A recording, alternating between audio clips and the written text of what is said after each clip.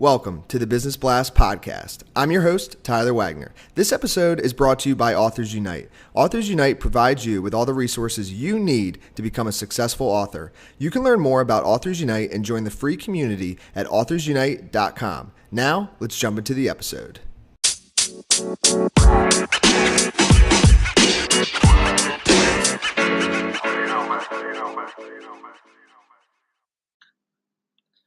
All right, everyone. Welcome back to another episode of the Business Blast podcast. I'm your host, Tyler Wagner. Today, I have Kevin Bupp with us. He is a Florida-based real estate investor, top iTunes podcast host, serial entrepreneur, and philanthropist who educates investors on how to create higher than average returns via real estate investing. So welcome to the show, man. Thanks, Tyler. Thanks for having me. Of course. Pumped to have you here. Kevin, we'll dive into the first question. The first one I have for you is, what is the best story from your life that has an underlying valuable message? Yeah, that's a great question, Tyler. Best story from my life. I don't know if it's the best one, but it surely has an underlying, very impactful message. 2008, the recession of 2008 was a big one for me in a bad way.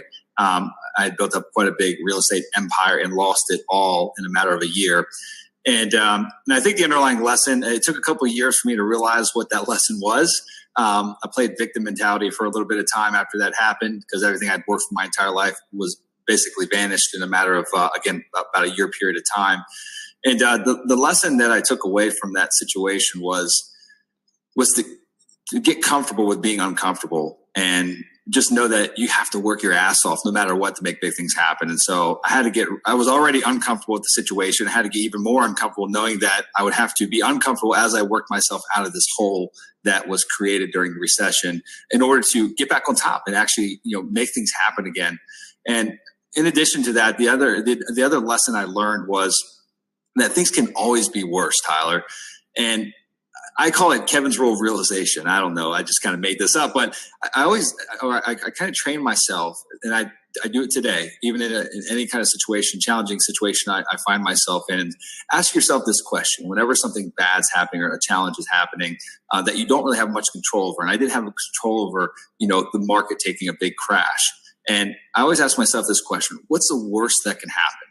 And you want to answer, right? Internally answer that question. But then once you come up with whatever you think that answer is, ask yourself that question again. Okay, what's worse than that? What's worse than that? And keep drilling down till you get to what you think is the worst case scenario, and then build a plan around that to move forward. And what I found is that worst case scenario that I've ever been able to come up with really isn't that bad, and that there's tens of thousands, hundreds of thousands, millions of other people that have it way worse than I do, right?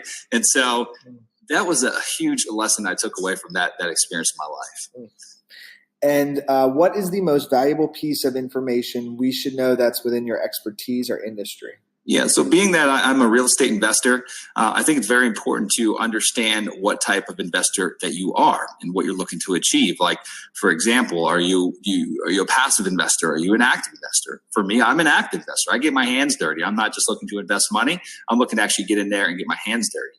Are you investing for cash flow or wealth preservation? Those are two different types of investors. Are you looking just to preserve cash you already have, or are you looking to create streams of cash flow from your investments? And then once you've determined those two things, you need to become an expert in whatever real estate investment asset class or subclass that can help you achieve those desired goals. So I'd say that's probably the most important. And what's your best piece of overall business advice?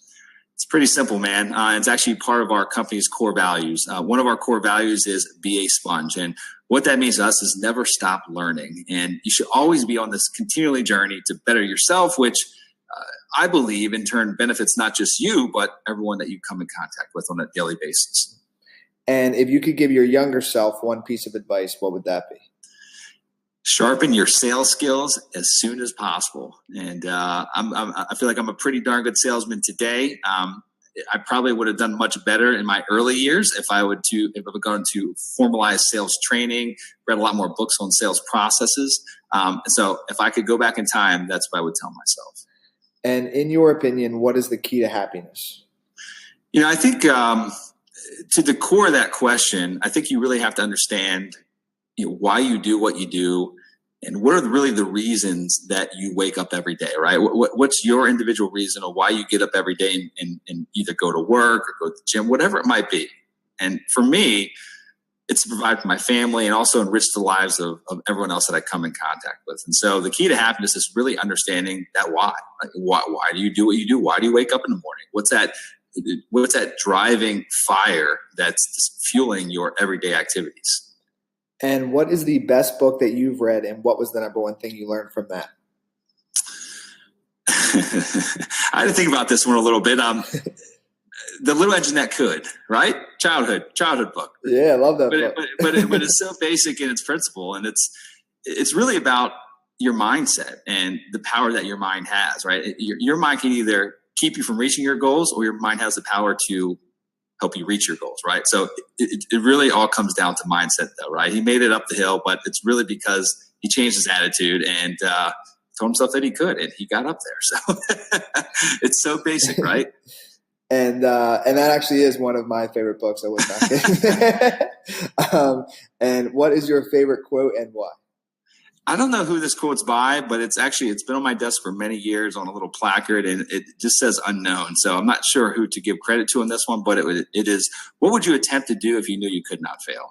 I love that. It's been I've had it on my desk for over 15 years, and it's awesome. And it's so true in nature. Dude, thank you so much for coming on. The last question I have before we let you go is, where is the best place for people to find you online? 2 areas. My main website, which is kevinbupp.com, and my last name is spelled B-U and then 2 P's. So kevinbupp.com. And my company website is sunrisecapitalinvestors.com. Perfect, man. Thanks again for hopping on. Tyler, it's been a pleasure. Thanks, my friend. The podcast you just heard was published with Anchor. Got something you want to say to the creator of this show? Send them a voice message using the Anchor app, free for iOS and Android.